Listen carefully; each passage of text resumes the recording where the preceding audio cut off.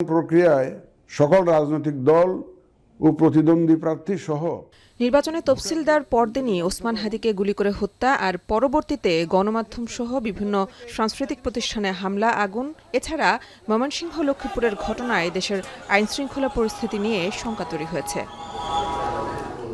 সকালে রাজধানীর সিরডাপ মিলনায়তনে নির্বাচন ব্যবস্থা সংস্কার অগ্রগতি নিয়ে সুশাসনের জন্য নাগরিক সুজন আয়োজিত গোলটেবিল আলোচনা সভায় উঠে এসেছে নির্বাচন কেন্দ্রিক বিভিন্ন সংকট ও পরামর্শ।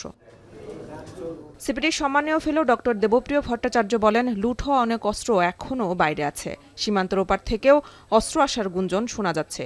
এসব বিষয় স্পষ্ট করা সহ ভোটারদের নিরাপত্তার বিষয়ে দৃশ্যমান পদক্ষেপ জরুরি।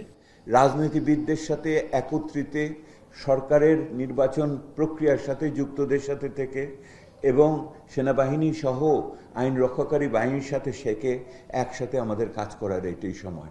জাতীয় ঐক্যের এইটিই দেখানোর একটা সময়।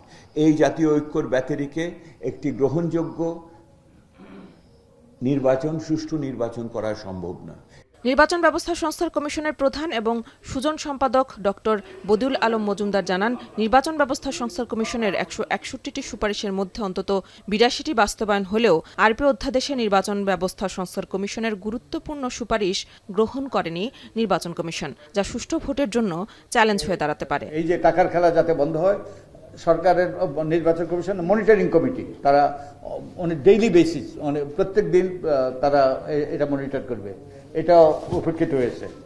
আলোচনা সভায় সাবেক নির্বাচন কমিশনার জেসমিন টুলি মনে করেন, নির্বাচন সুষ্ঠু করা কমিশনের সাংবিধানিক দায়িত্ব, এটি নাগরিকদের জন্য উপহার নয়। সুষ্ঠু ইলেকশন উপহার দেওয়া, এই উপহারের সাথে ইলেকশন যতদিন লিঙ্ক থাকবে ইলেকশন ভালো হবে না।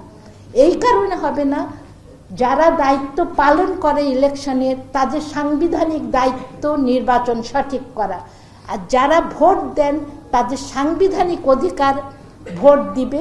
ভোট কেন্দ্র করে চ্যালেঞ্জগুলো চিহ্নিত করে সুষ্ঠু নির্বাচন করতে হবে বলে জানান বক্তারা। মেহরিন অ্যানি, এখন, ঢাকা। শিয়া বাটার ও ভিটামিন ই সমৃদ্ধ লিলি বিউটি সোপ, তারুণ্যময় উজ্জ্বল ত্বকের জন্য।